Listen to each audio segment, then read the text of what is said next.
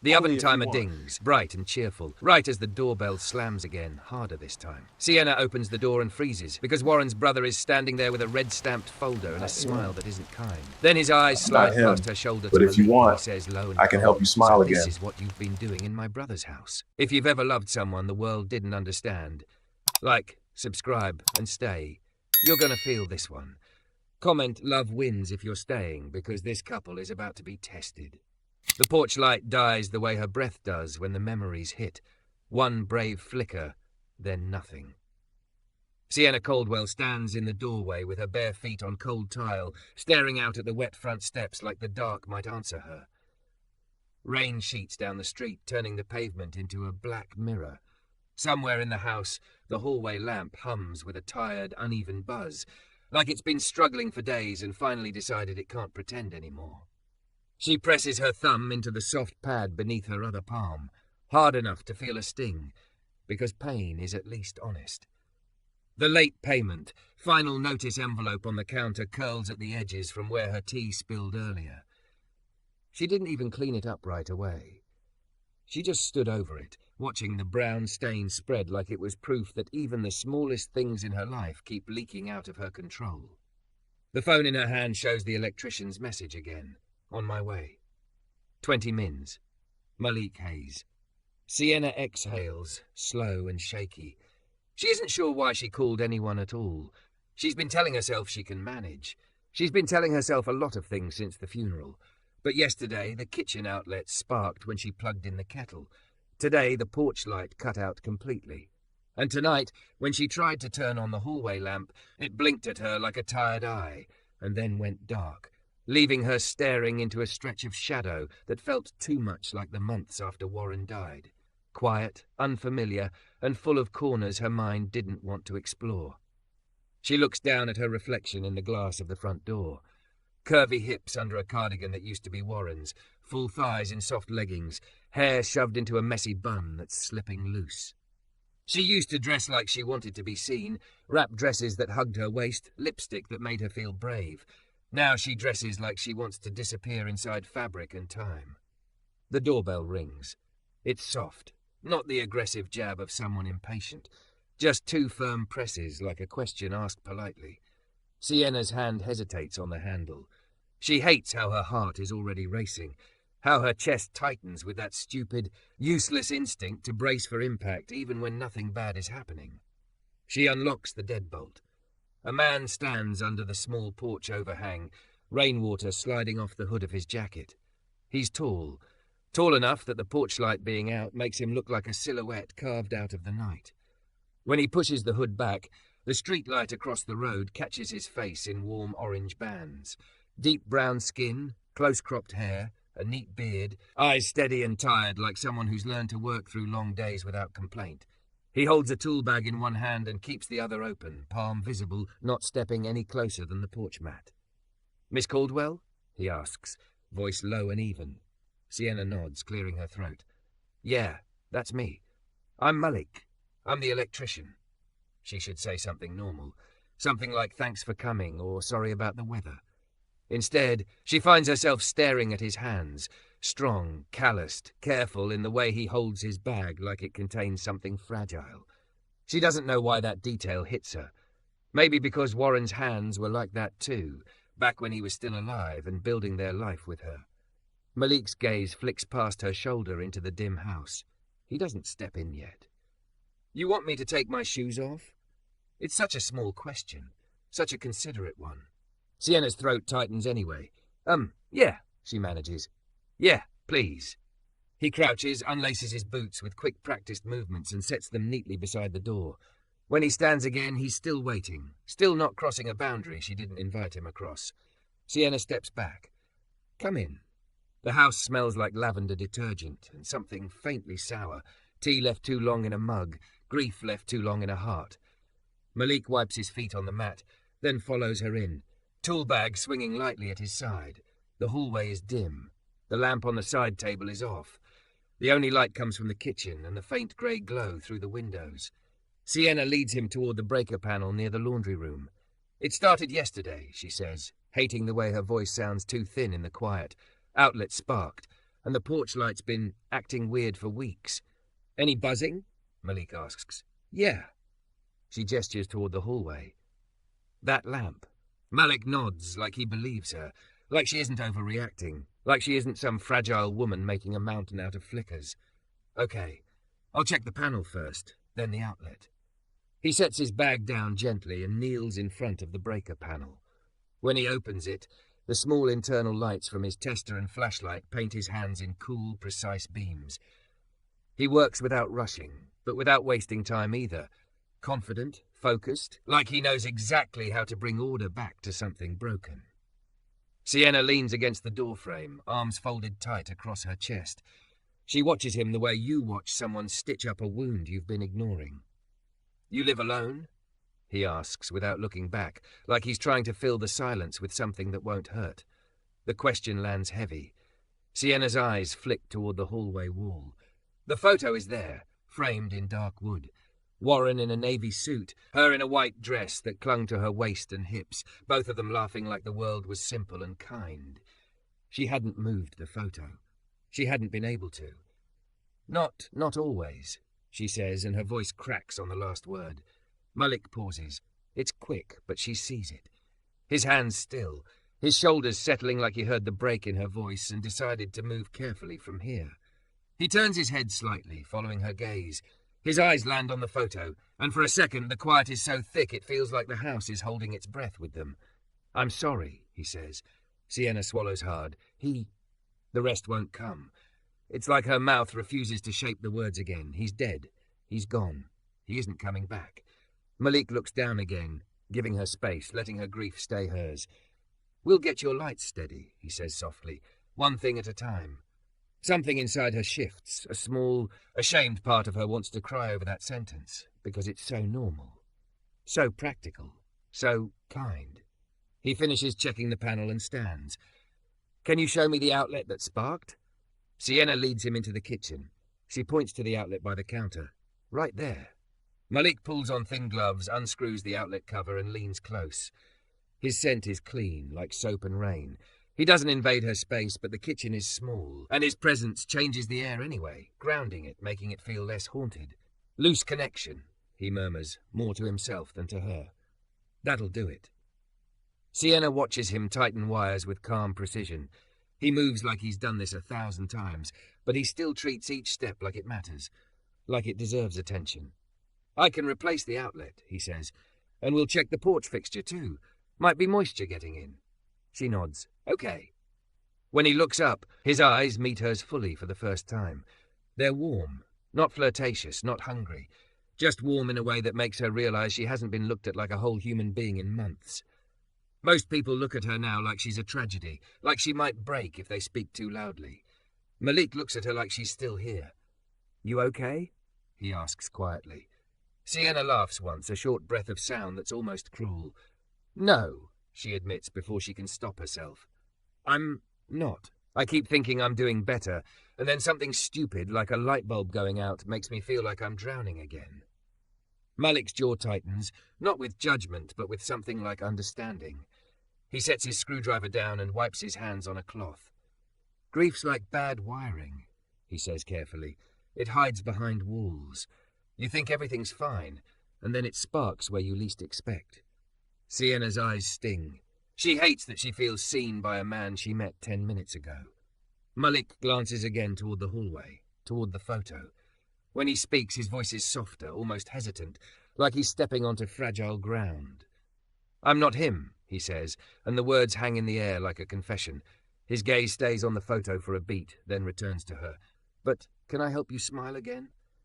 Sienna's breath catches so sharp it hurts, because she doesn't know why those words feel dangerous, why they feel like the beginning of something she isn't sure she's allowed to want. And because, for the first time in a long time, the house feels quiet in a different way. Like it's listening, like it's waiting to see what she'll say next. Sienna doesn't answer him right away. She stands there in the kitchen with the rain drumming the window and her hands clenched in the sleeves of Warren's cardigan, staring at Malik Hayes like he just said something that could either heal her or crack her open. I didn't mean. Malik starts, and there's a faint shift in his posture, like he's ready to step back, to retreat the way good men do when they realize they've walked too close to someone's bruises. Sienna shakes her head quickly, swallowing hard. No, it's not that. Her voice comes out rough. It's just, nobody's asked me that in a long time. Malik's eyes soften, but he doesn't step closer. He stays where he is, near the outlet, tool bag open, screwdriver resting on the counter like a pause button. You don't have to answer now, he says. Or ever. I'm here to fix what you called me for. Sienna nods, grateful for the exit he gives her, even as something in her aches because she doesn't want him to take it. Porch fixture next, she asks, forcing herself into a practical tone. Malik gives a small, calm nod. Porch fixture next. They move toward the front of the house, and the hallway feels colder than the kitchen, darker, like the shadows have been saving themselves for her. The photo is there at eye level, Warren with his arm around her waist, smiling like he believed in forever. Sienna tries not to look at it, but her eyes snag anyway, the way a wound snags on clothing. Malik notices. She can tell he does because his gaze flicks there too, just once. Then he looks away, respecting the tenderness of it, and reaches for the light switch. Let me check the circuit first, he says. He opens the hall closet where the breaker panel sits and flips one switch down. The house seems to exhale as if it's relieved to stop pretending it can keep the lights on by sheer will. Malik kneels again, flashlight between his teeth for a second while he checks wiring. When he stands, he looks at Sienna. I'll need to work outside. You mind holding the door for me? Keep the rain out as much as we can. Sienna nods and opens the door. Cold air rushes in. Rain smell, wet asphalt, that sharp, clean scent that always makes her think of new beginnings she doesn't feel entitled to. Malik steps onto the porch barefoot in socks because he left his boots neatly by the door. It's almost ridiculous how careful he is with her home, like he understands this place is fragile, not because it's falling apart, but because grief lives here and it doesn't like strangers. Sienna holds the door open while Malik crouches beside the dead porch fixture. He lifts the glass cover and water drips from it immediately. Found your problem, Malik says, voice raised slightly over the rain. Moisture got inside. This thing's been shorting out. Sienna wraps her arms around herself. So it's not like the whole house is falling apart. Malik glances over his shoulder at her. His face is calm, steady. Houses don't fall apart all at once, he says. They give you warnings. The words hit her strangely, like they aren't about the porch light. Sienna's mouth twists into a half smile that doesn't quite land. Wish my life came with warnings. Malik's gaze holds hers for a beat, just long enough for her to feel the weight of what she said. Then he looks back down and starts working again, screwdriver moving with practiced ease. You said the outlet sparked yesterday, he says. Any other weird stuff? Lights dimming? Appliances acting up? The hallway lamp's been humming, she admits. And sometimes the bedroom light flickers. I thought it was just cheap bulbs. Malik makes a thoughtful sound. Could be loose neutral. Could be a bad fixture. Could also be stress on the system. He pauses, then adds gently, I'll check the other spots too if you want. Sienna hesitates. The sensible part of her says yes. The exhausted part of her wants to say no, because yes means someone else walking through her rooms, seeing the laundry she never folded, the bed that still smells faintly like Warren's shampoo because she can't bring herself to change all the sheets at once. But Malik has already seen the photo. He's already seen her, standing in the kitchen like she might shatter.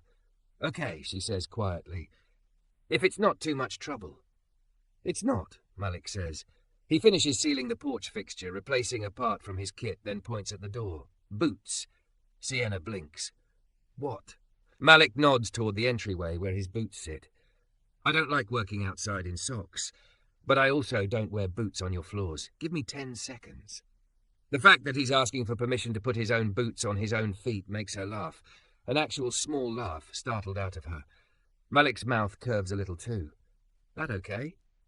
Sienna steps back. Yes, Malik, please put your boots on. He grins just briefly, then slips them on and ties them fast.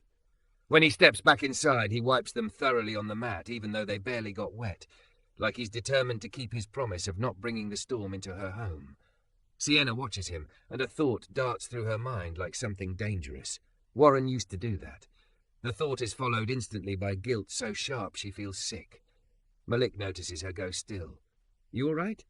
Sienna swallows. Yeah. Just thinking. Malik doesn't push. Show me the bedroom light. The bedroom is down the hall. Sienna hasn't been sleeping well, so she's been living more in the living room lately, half drifting on the couch with the TV on low so silence doesn't swallow her. When she pushes the bedroom door open, the air inside feels different, stale, heavy, like a room that's been waiting for someone to come back. The bed is made but not neatly.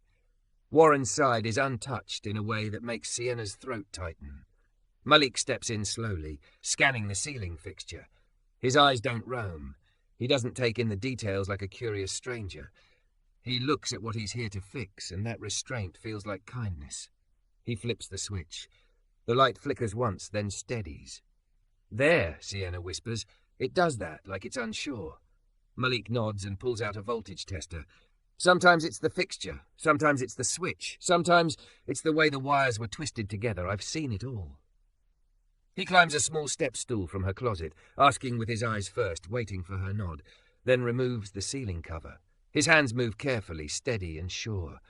Sienna stands by the dresser, arms wrapped tight around herself.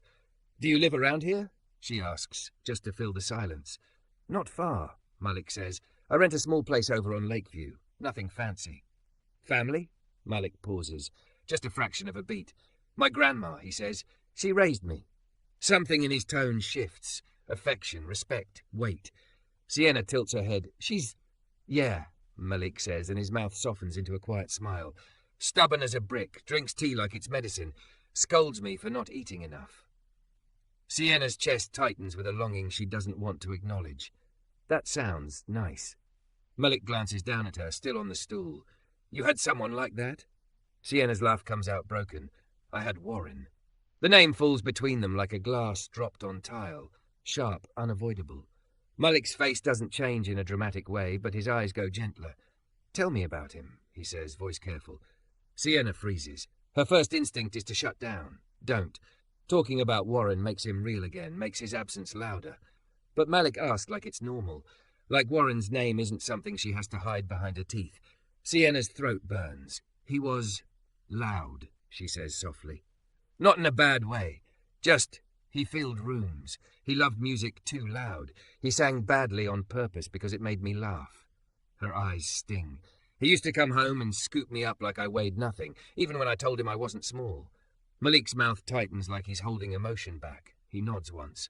Sounds like he loved you on purpose. Sienna's lips tremble. He did. She looks at the framed photo on her dresser, another one, different from the hallway. Warren holding her from behind at the beach, her thick curves outlined under a sundress, her hair whipped by wind, both of them squinting into sunlight like life was guaranteed. Sienna whispers, and then he got sick, and it happened so fast, and now I'm here and the lights are flickering and... She chokes, and it feels like even the house knows he's gone. Malik climbs down from the stool slowly, tool in hand. He sets it aside and turns to face her fully. He keeps his distance, but his presence feels like a steady wall in a storm. I'm sorry, he says again, and this time it doesn't sound like a polite phrase. It sounds like something he means with his whole chest. Sienna wipes her face quickly. I hate crying in front of people. Crying's not a crime, Malik says. It's just your heart telling the truth. Sienna gives a watery, bitter laugh. My heart is a liar, then. It keeps telling me he's going to walk in. Malik's eyes drop for a moment. When he looks back up, his voice is quiet. That's not lying, he says. That's love refusing to shut off. The words slice through her defenses. Sienna's breath catches, and for a second she looks at Malik like she doesn't know what to do with someone who can say that without trying to fix her with clichés. Malik gestures gently toward the ceiling. I tightened the connection, but I'd like to check the switch too. Sometimes it's loose behind there. Sienna nods, wiping her cheeks. Okay. He moves to the wall switch plate, unscrewing it carefully. The light flickers once more, then steadies again. Malik exhales. Loose wire. Easy fix. Sienna watches his hands, those careful hands that treat her home like it matters, and she thinks of what he said earlier. I'm not him. But can I help you smile again? It echoes in her chest like a question the universe is asking through a stranger. Malik finishes, reattaches the switch plate, and flips the breaker back on. The bedroom light glows steady, warm, like a promise. He steps back and looks at her. Try it now. Sienna flips the switch off and on again. No flicker, just clean, steady light. For a second, she just stands there staring at the ceiling as if she's waiting for it to betray her. When it doesn't, her shoulders sag like she's been holding tension in her bones for months. Thank you, she whispers. Malik nods. You're welcome. He packs his tools slowly, then pauses near the door. I should write you up an estimate for replacing the porch fixture fully later, he says. What I did tonight will hold, but it's a patch. Moisture damage spreads. Sienna's stomach drops. Money. Another leak. I don't know if I can afford, she starts, then stops, ashamed. Malik's expression stays neutral, but his voice softens. We can do it in stages, he says. No pressure, just don't ignore it. Sienna nods, biting her lip. Okay. Malik hesitates, then reaches into his tool bag and pulls out a small notepad. He writes something quickly, tears off a slip and holds it out to her, not stepping closer, just offering. What's that? She asks. My number, Malik says, in case the lights act up again. Or if you feel unsafe. Or if you just need to ask a question and don't want to Google it at 2 a.m. Sienna's fingers tremble as she takes it. The paper feels too light to carry the weight of what it means. She looks up. Why would I feel unsafe? Malik's eyes meet hers, steady and serious. Because grief makes a house feel empty, he says, and empty houses make people careless. I've seen it. Folks try doors, try windows, try boundaries. Sienna's chest tightens. She thinks of how often she forgets to lock the deadbolt now. How she leaves curtains open because she doesn't care who sees her crying. Malik adds quieter, and because you shouldn't have to be alone in the dark. The sentence lands somewhere deep. Sienna's throat goes tight again. She nods like that's all she can do. Malik picks up his bag. I'll send you the estimate tomorrow. No rush. He heads toward the entryway, stops and looks back at her. For a second, the silence between them feels like a thread pulled too tight. I meant what I said, Malik tells her, voice low. I'm not him. Sienna's breath catches. But I'm here, he finishes, if you want me to be. The rain outside is still loud, but inside the house something has shifted. The shadows feel less hungry. Sienna watches him step out onto the porch, boots now on, shoulders squared against the storm. And when he disappears into the night, the porch light, newly steadied, glows for the first time in weeks. Not bright, but steady enough to see by. Sienna doesn't sleep. She tries. She lies in the bedroom under a blanket that still smells faintly like Warren's detergent, staring at the ceiling where the light no longer flickers. The steadiness should comfort her. Instead, it makes everything else louder. The ache in her chest, the quiet in the house, the way her body feels too big for a bed that used to fit two people perfectly. At 2:11 a.m., she sits up and checks her phone. No new messages. At 2:12 a.m., she checks again like the act itself might summon relief. The slip of paper Malik gave her sits on the nightstand beside Warren's old watch, the one that stopped ticking the day he died. She never fixed it. She told herself it was symbolic. The truth is she couldn't bear to see it move forward without him. Sienna presses her thumb into her palm again until the sting bites. Don't text him, she tells herself. She's a widow. She's a mess. He's a stranger with kind eyes and careful hands. He offered a number the way you offer a life raft, useful, necessary, not romantic. And yet the words keep echoing. I'm here, if you want me to be. By 2:47 a.m. she gives up on pride and taps out a message. Hi, sorry for texting late. The bedroom light is steady now. I just can't sleep. She stares at it, heart hammering like she's committing some kind of betrayal. Then she sends it. The typing bubble appears almost instantly. Sienna's breath catches. You don't have to apologize. You want to talk? Or you want distraction? It's such a simple question, but it makes her eyes burn because it acknowledges something she hasn't admitted to anyone. Sometimes she needs to be heard, and sometimes she needs to be pulled out of her own head. Sienna swallows hard and types back. Distraction. Please. A moment later, okay. Tell me something you liked before life got heavy. Sienna stares at the screen. Before life got heavy. Like grief was a weight she could date on a calendar. Her fingers hover.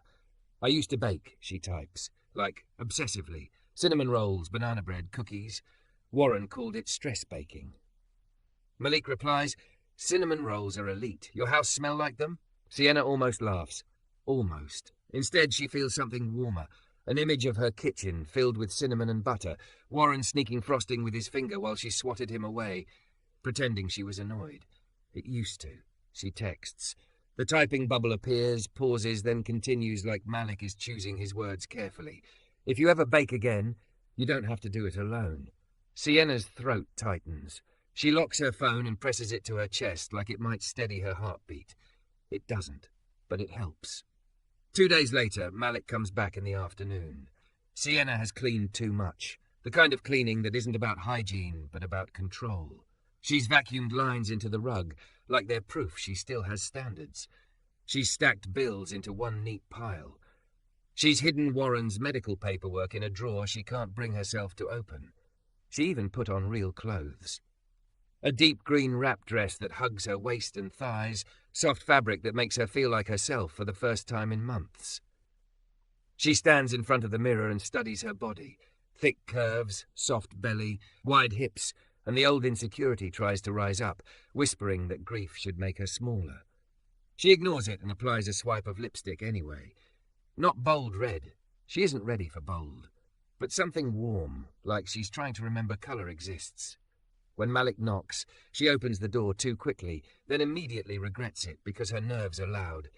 He's wearing a navy work shirt, boots clean, tool bag in hand. He pauses when he sees her, eyes flicking over her dress for a fraction of a second before he looks at her face again, respectful, controlled. But something in his expression changes, something like he's genuinely glad. "Hey," Malik says. Sienna clears her throat. "Hi. I'm here to replace that porch fixture properly," he says, "and check the hallway lamp hum." Sienna nods, stepping aside. "Come in." He wipes his boots again and sets his bag down like he's placing something delicate. The porch fixture replacement takes less than an hour. Malik works efficiently, sealing everything tight, making sure moisture has no chance to sneak in again. When he tests it, the porch light glows steady and bright, washing the entryway in warm safety. Sienna stands behind him, arms folded, watching the light hold. "It's weird," she murmurs, "how something small like that makes the house feel less haunted." Malik straightens slowly and glances back at her. Light changes what shadows can do. The hallway lamp hum is next. Malik opens it up, replaces a worn part, tightens a connection. The hum disappears. The silence that follows feels different, not eerie, just quiet. Sienna swallows. "Thank you." Malik shrugs lightly. "This is what I do." She hesitates. The words rise before she can stop them. "You said your grandma raised you." Malik looks up, surprised by the shift. "Yeah, what's her name?" "Mrs. Eleanor Hayes," he says, and his mouth softens again. "But she'd smack me if I didn't tell you she prefers Gran." Sienna smiles, small, reluctant. "Does she live alone?" Malik's eyes narrow slightly, like he's trying to read where she's going. "Yeah," he admits, "but she's got neighbours who check on her." "Why?" Sienna's fingers twist at the edge of her wrap dress tie. "Because," she says quietly, "I keep thinking about how you said grief makes empty houses feel unsafe. And her voice catches. "I don't have anyone nearby. Not really. Friends checked on me at first, then life moved on for them." Malik's gaze steadies on her, serious. "That happens," he says softly. "People mean well. They just don't know how to stay." Sienna's laugh is bitter. "Yeah, they don't know what to do with a woman who cries in the grocery aisle when she sees his favourite cereal." Malik's face tightens with something like empathy. "I know what to do," he says. Sienna blinks. "You do?" "I can't fix it," Malik clarifies. "But I can be consistent. I can show up when I say I will. I can listen. I can..." He stops, jaw working like he's deciding how honest to be. "I can remind you that you're still a person, not just someone's loss." The words punch through her chest. Sienna swallows hard. "Why are you so good at this?" Malik looks away for a moment. When he looks back, his eyes are darker, weighted. "Because I wasn't always," he admits. "My mom left when I was 8. My dad wasn't around. Gran did everything. And when I got older, I used to be angry at the world. Thought being hard would keep me safe." He gives a small, humorless smile. "Turns out it just kept me lonely." Sienna's throat tightens. "So you learned to be kind?" "I learned to be careful," Malik corrects gently. "There's a difference." The air between them thickens. Sienna can feel her heartbeat everywhere, throat, wrists, ribs. She clears her throat again, voice softer. Do you want coffee? Malik pauses, like he's measuring the invitation. Only if you want company, not because you feel like you have to. Sienna's fingers tremble slightly. I want company, she admits. Malik nods once. Okay. They move into the kitchen. Sienna fills the kettle, flips the switch. It clicks, starts heating. No sparks, no flicker. The steadiness feels like a victory. She pulls out mugs. 2. For a second she freezes, because the second mug used to always be Warren's. She almost puts it back. Malik notices, but he doesn't comment. He just opens a cabinet slightly and waits, giving her space to decide. Sienna forces herself to set the second mug down anyway. They sit at the small table by the window. Rain is gone today. The world outside looks washed clean, bright and cold. Malik wraps his hands around his mug. So, he says lightly, you said you used to bake. Sienna snorts. Used to? What changed? Malik asks, voice careful. Sienna stares into her coffee like the dark surface might show her a map out of pain. After Warren died, she whispers, everything that used to feel warm started to feel pointless. Like I'd make cinnamon rolls and the house would smell like happiness, and then I'd remember he's not here to eat them, and it would hurt worse. Malik nods slowly. So you stopped? Sienna's eyes burn. Yeah. Malik's gaze holds hers. What if, he says quietly, you baked again and it wasn't about pretending you're okay? What if it was about honouring the part of you that still knows how to make something sweet? Sienna's breath catches. That sounds nice. It could be real, Malik says. Not nice. Real. Sienna looks at him. This man with careful hands and a steady voice and a past he doesn't flaunt. A man who fixes lights, yes, but also seems to understand the wiring of grief better than anyone she's met. Her mouth opens before her fear can stop it. Do you want to come back tomorrow? Malik blinks. For what? Sienna's cheeks warm. To help me bake. The silence that follows is sharp enough to cut. Sienna's heart slams in her chest. She braces for rejection, for discomfort, for the moment he remembers she's a stranger, and this is inappropriate, and grief makes women cling to kindness. But Malik's expression softens into something almost gentle. If you're sure, he says. And if you want, we can make enough to take some to Gran too. She'll pretend she hates them and then eat 3. Sienna's eyes sting and she laughs. An actual laugh this time, small but real. Okay, she whispers. Okay. Malik nods once like he's making a promise. Tomorrow, he says, and for the first time since Warren's death, Sienna feels something she hasn't felt in months. Not happiness, but the smallest spark of anticipation. Like a light turning on in a room she thought would stay dark forever. Malik shows up the next afternoon with a paper bag in one hand and a small box tucked under his arm, rain still clinging to the cuffs of his jacket like the weather is trying to follow him inside. Sienna opens the door and immediately regrets how fast her heart jumps. She's dressed like she's trying. Soft leggings, a fitted long-sleeve top that hugs her curves, hair pulled into a messy bun with a few strands falling loose on purpose. She even has an apron in her hand, like she's about to play at being the woman she used to be. Hey, Malik says, voice low and steady. Hi, Sienna answers, then clears her throat because her voice betrays her when she's nervous. You actually came. Malik's mouth curves a little. I said tomorrow. He steps inside after she nods, wipes his boots on the mat like it's a ritual, then holds the bag up. Cinnamon, yeast, brown sugar, cream cheese. He glances at her apron. You got the rest? Sienna exhales something that almost sounds like a laugh. Flour, butter, milk, too much anxiety. That last one is the secret ingredient, Malik says, deadpan. Sienna snorts, and it's real enough that it surprises her. She closes the door, clicks the deadbolt, then pauses, thumb pressing into her palm, grounding. Malik notices but doesn't comment. He just waits like he understands that some locks are physical and some are inside the body. They move into the kitchen together. The light is steady. No flicker, no hum. Just the clean certainty of electricity doing what it's supposed to do. Sienna sets out ingredients on the counter with a kind of frantic precision. Measuring cups lined up, mixing bowl-centered, butter already softened.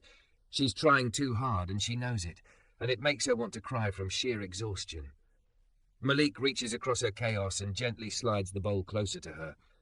Breathe, he says quietly. This isn't a performance. The words land soft but firm. Sienna swallows. I know. I just don't want to mess it up.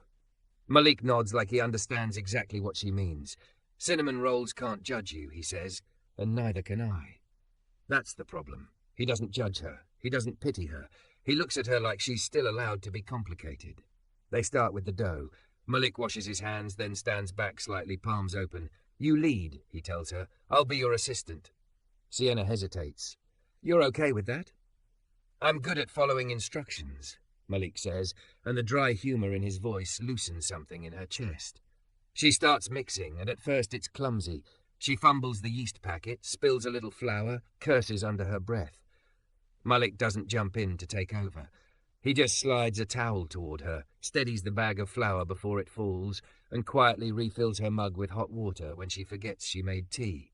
It's the small kindnesses that get her, the kind that feel like a hand on the back of her neck keeping her from falling. When she kneads the dough, her arms start to ache. Malik watches her struggle for a moment, then asks, Want help? Sienna's pride flares automatically. No, Malik doesn't move closer. He just raises his eyebrows slightly like a question, not a demand. Sienna exhales. Okay, yes, please. Malik steps beside her, still giving her space, and says, Show me how you do it. She demonstrates. Push, fold, turn. Malik mirrors her movements, hands strong and controlled. For a few minutes they knead together in a rhythm that feels almost intimate without being inappropriate, like two people trying to build something soft with their hands. The kitchen begins to smell like yeast waking up, like warmth returning.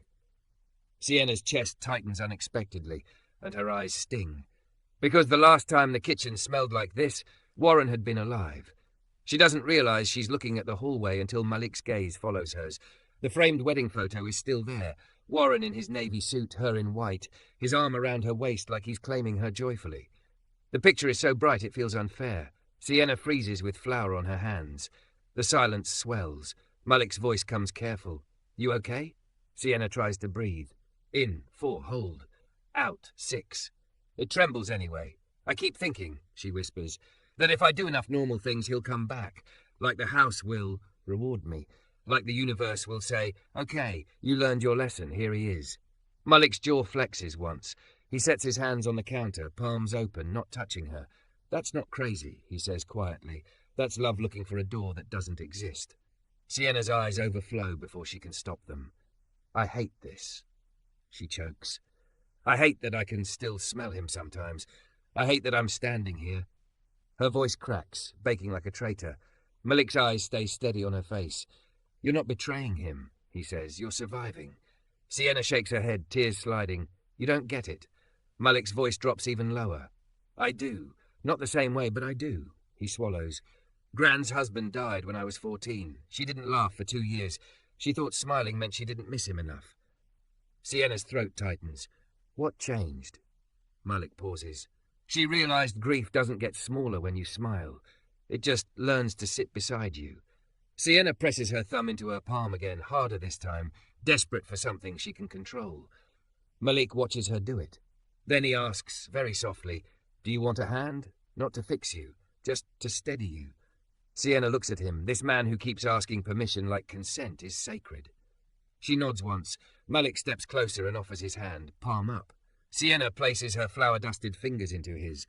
The contact is simple, no pulling, no claiming, just warmth and weight. Her breath shudders out, and for a second she feels less like she's floating untethered in her own sorrow. Malik doesn't say anything else. He just stays with her until her crying eases into quiet. Then, gently, he nods toward the dough. We can keep going, he says, or we can stop. Sienna wipes her cheeks with her sleeve, sniffing. We keep going, she says, voice hoarse. If I stop every time it hurts, I'll never do anything again. Malik's gaze holds hers, something like respect settling there. Okay, he says, we keep going. They roll the dough out. Sienna spreads butter, sprinkles cinnamon and sugar, hands moving with muscle memory. Malik stands beside her, tearing small pieces of parchment, holding the pan steady, cleaning as they go. When they slice the rolls, Sienna's knife wobbles, and Malik gently steadies the cutting board, no touching her, just making the world less shaky. They slide the pan into the oven, and the house begins to fill with a smell Sienna thought she'd lost forever. Cinnamon, butter, warmth. She sinks onto a chair, staring at the oven door like she's watching something sacred. Malik sits across from her, forearms on the table. "You smiled," he says quietly. Sienna blinks. "I did not." Malik tilts his head. "You did. Just now, when you got the swirl right." Sienna's lips tremble. It felt wrong. Malik's voice is firm but gentle. It's not wrong to feel good for 10 seconds. Sienna looks away, throat tight. It's scary. "I know," Malik says, "but scary isn't the same as bad." The timer ticks down. The kitchen grows warmer. Sienna's shoulders slowly unclench, and then the doorbell rings. 2 sharp presses this time. Not a question, a demand. Sienna flinches so hard her chair scrapes. Her heart slams against her ribs. Malik sits up instantly, posture alert but controlled. "Were you expecting someone?" Sienna shakes her head, already nauseous. "No." The doorbell rings again, impatient. Sienna stands, thumb pressed into palm, and forces her legs to move.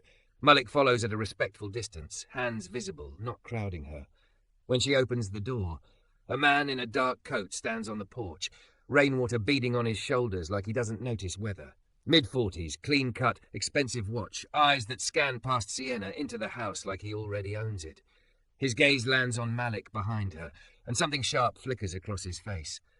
"Sienna," he says, voice tight, "we need to talk." Sienna's mouth goes dry. "Eric." Warren's brother steps forward a fraction, then stops like the sight of Malik has changed the math in his head. "And who," Eric asks, cold and clipped, "is this?" Sienna's fingers curl around the edge of the door. "He's the electrician." Eric's eyes narrow.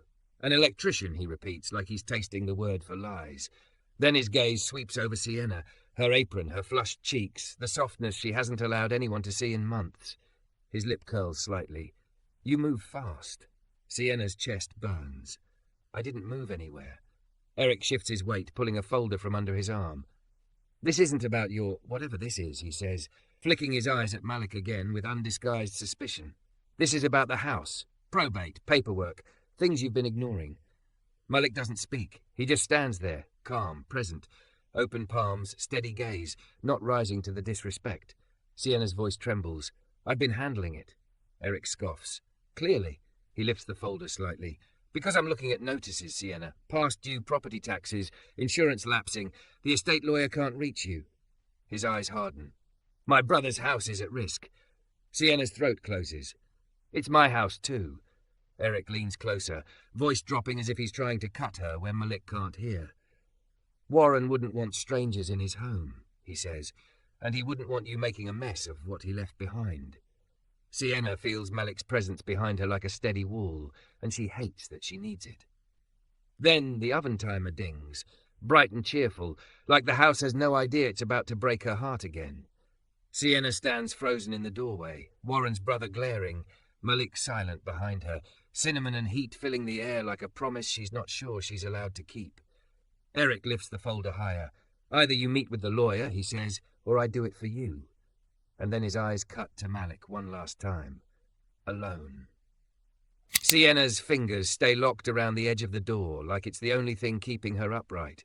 Eric stands on the porch with rain on his shoulders and entitlement in his eyes, holding that folder like a weapon dressed up as paperwork. Behind Sienna, the house smells like cinnamon and butter and a fragile kind of hope, warm enough to make the moment feel unreal. Malik doesn't move closer. He doesn't crowd her. He's simply there, steady in the hallway light, hands visible, posture calm the way a good man is calm when tension spikes, not passive, controlled. Eric flicks his gaze at Malik again. "Alone," he repeats, voice sharpened like a blade that expects obedience. Sienna's chest rises and falls in a shallow panic. Her thumb presses hard into her palm, grounding, pain as anchor.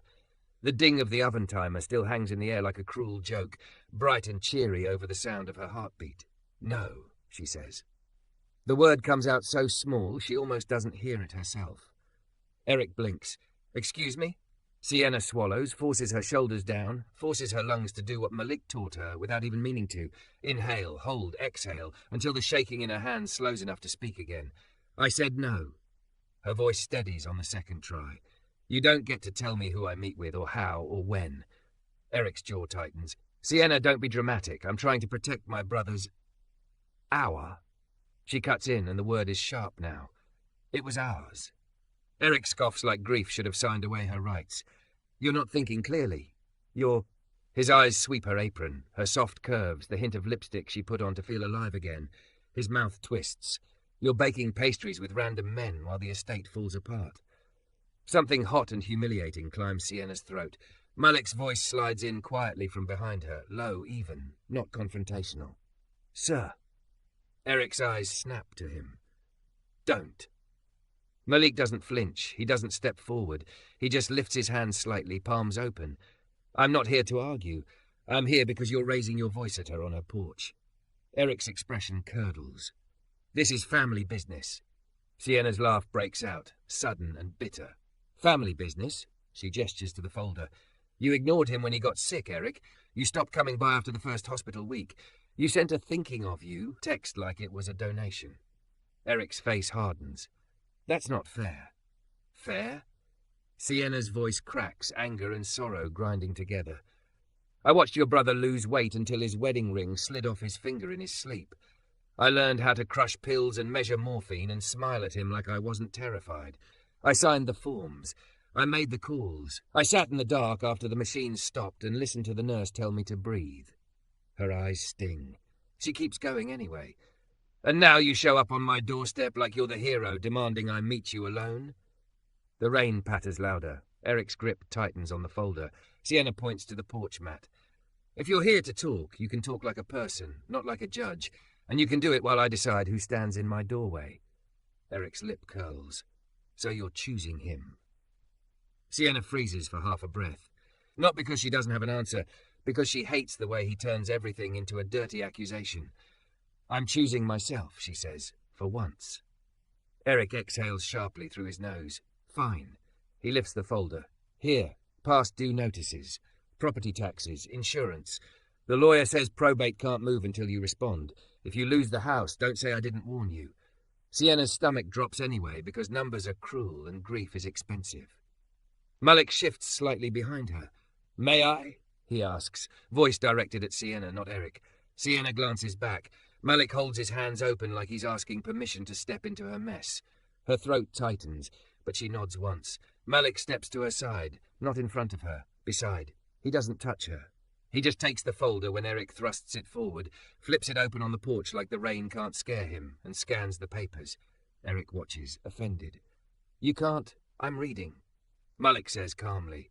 Not signing. Sienna stares at the notices, at the bold red stamps, at the dates that feel like they were printed to punish her for not being able to function. Malik's eyes narrow slightly, not with judgment, with focus. Okay, he says quietly, more to Sienna than anyone. This is fixable. Sienna's laugh is small and broken. With what money? Malik looks at her steady. With a plan, not panic. Eric snorts. You don't know anything about this. Malik closes the folder gently. I know deadlines. I know what happens when people drown and nobody hands them a rope. He turns to Sienna again, voice softer. Do you have Warren's paperwork? Any insurance documents, mortgage statements, a will? Sienna swallows. There's a drawer. In the study. I haven't opened it in weeks. Malik nods as if that makes perfect sense. Okay, we open it today. Not alone. Eric bristles. This is ridiculous. Sienna's eyes flash. You're welcome to leave. The words land like a door slamming, except her door doesn't slam. It stays controlled, because she's learning that control doesn't have to be cruel. Eric's face tightens, then he forces a thin smile that isn't kind. You'll regret pushing me out, he says. Sienna holds his gaze. I already regret letting you talk to me like this. For a moment it looks like Eric might argue more, but he glances past Malik into the warm house, breathes out through his nose again and steps back. Call the lawyer, he says, voice colder now. Tomorrow. Then he turns and walks into the rain. Sienna watches him go until his car disappears down the street. Her hands shake as the adrenaline drains, leaving only the heavy ache underneath. Malik waits until the sound of the engine fades. Then, gently, he nods toward the door. Can I come in? Sienna swallows, breath unsteady. Yes. The deadbolt clicks when she locks it. And the sound isn't fear this time. It's boundary. It's choosing. They walk back into the kitchen where the oven has been quietly keeping warmth like it believes in them. Sienna remembers the cinnamon rolls, and suddenly her throat tightens with grief so sharp she has to grip the counter. Hey, Malik says softly. Look at me. Sienna turns. Malik stands a step away, hands open, waiting. I can't do this, she whispers. I can't do life and paperwork and grief and... I can't. Malik nods once like he's heard this sentence before from someone who meant it. You don't have to do it all at once, he says. You just have to do the next right thing. Sienna's eyes brim. What's the next right thing? Malik glances at the oven. We take the rolls out before they burn. A laugh slips out of her, wet and startled. It hurts and helps at the same time. They pull the pan out together. The rolls are golden, the spirals tight, cinnamon bubbling at the edges. The smell fills the kitchen like a memory that doesn't end in tragedy. Sienna stands there staring at them like she's afraid to enjoy the sight. Malik sets the pan down and steps back. You did that, he says quietly. Sienna's voice trembles. I did that with him here. You did it, Malik repeats. With your hands, with your heart still beating. Sienna wipes her cheeks with her sleeve, then shakes her head as if she can shake off the guilt. It feels like I'm... Don't. Malik interrupts gently. Don't punish yourself for surviving. The frosting goes on messy. Sienna's hands aren't steady, but Malik doesn't fix it for her. He just holds the bowl when she needs it held and steps back when she needs space. When they sit at the table, Malik opens the folder again, but this time he doesn't push it toward her like Eric did. He sets it beside the rolls, like it's just another task, not a verdict. Okay, Malik says. Here's what we do today. We find the documents. We make a list of deadlines. Tomorrow we call the lawyer. If you want me on the call, I can be there. If you don't, I'll wait in the other room. Sienna stares at him. Why are you doing this? Malik's eyes hold hers, steady and unafraid of the answer. Because you asked for company, he says, and because I meant what I said. Sienna's throat tightens. You don't even know me. Malik's mouth curves slightly. I know you loved someone enough to keep his picture in the hallway even when it hurts. I know you baked today even though it scared you. I know you told a man to stop talking to you like you're small. He pauses, voice dropping softer. And I know your smile isn't gone. It's just been buried under shock. Sienna's eyes spill over. She hates how much she needs to hear that. They go to the study together. Sienna's fingers hover over the drawer handle like it's electrified. Malik doesn't touch it. He doesn't touch her. He just stands nearby, present. Sienna inhales, then pulls the drawer open. Inside, a manila folder labelled in Warren's handwriting. Neat and familiar. For Sienna. House, life, love. Sienna's knees almost give out. Malik's breath catches, but he doesn't speak. He just reaches one open palm toward her, asking with his eyes. Sienna nods, and this time she takes his hand without thinking. Her flour-stained fingers curl around his, and the warmth anchors her to the floor. She opens the folder. There are organized documents, insurance, mortgage, a will copy, contact info for the attorney. And on top, a letter in Warren's handwriting, sealed but already softened at the edges like it's been waiting. Sienna can barely breathe. I can't, she whispers. Malik's thumb hovers near her knuckles but doesn't touch until she whispers, okay, and he places it gently, steady, then still. You don't have to read it now. Malik says, but you're not alone when you do. Sienna nods, tears spilling onto the paper. They return to the kitchen. Malik makes tea without asking, because he remembers his grandma does that when the world is too heavy. He sets the mug in front of Sienna like an offering. Sienna stares at the sealed envelope a long time, then looks up at Malik. Before, she says, voice shaking, when you asked if you could help me smile again. I didn't answer because it felt like choosing you would mean leaving him. Malik's face stays gentle. It doesn't have to mean that. Sienna's breath shudders. Can I ask you something? Yes, Malik says immediately. Sienna's cheeks flush. Her voice is barely a whisper. Can I hug you? Malik's hands lift slightly, palms open. Yes, he says, if you want, and we stop the second you don't. Sienna stands, moves into him, and wraps her arms around his broad chest. Malik's arms hover for one breath. Ask, then place. One hand on the middle of her back, steady and careful, the other resting lightly at her shoulder blade like he's holding something sacred.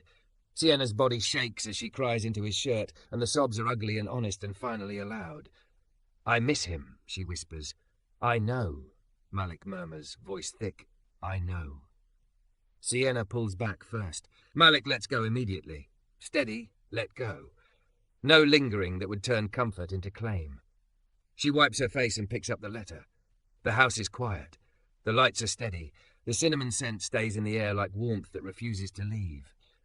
And Sienna, thick, soft, alive, breaks the seal on the envelope. Not because she's ready, but because she finally believes she doesn't have to be ready to keep going.